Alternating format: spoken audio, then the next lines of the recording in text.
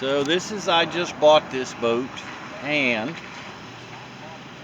so it's from Florida, hadn't been used in years.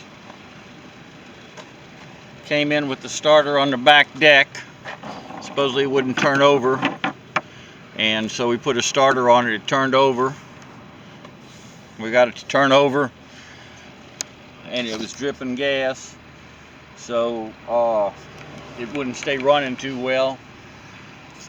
You see that thumper pump once again, that is not supposed to be on there at all.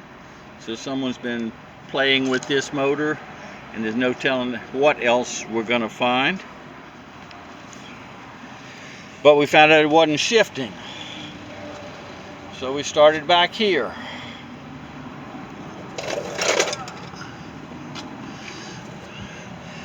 And it has a lot of new parts on it, but this had been bent where they had the drive off, so we put a new rod and a new arm on there so it moves in and out the way it's supposed to. And if you remember, there was a lot of white crud that was just built up inside of there, and so now what we see right here is working,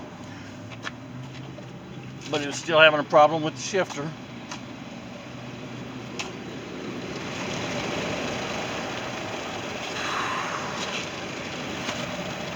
See the skeg's pretty well damaged, demolished, it's been hit, and we were saying that this doesn't move, and it still doesn't move.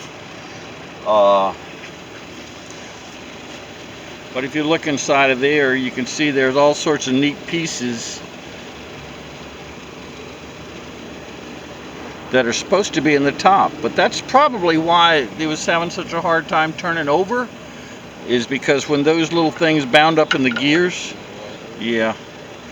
bound up in those gears, it wouldn't turn over. So that's all we drained out of it, and not the dark stuff, just the white stuff. And that's just metal shavings that are on it. So I'm just gonna go on a lark here and say that those bearings are supposed to be right here. Which they're not, and there's not enough of them left.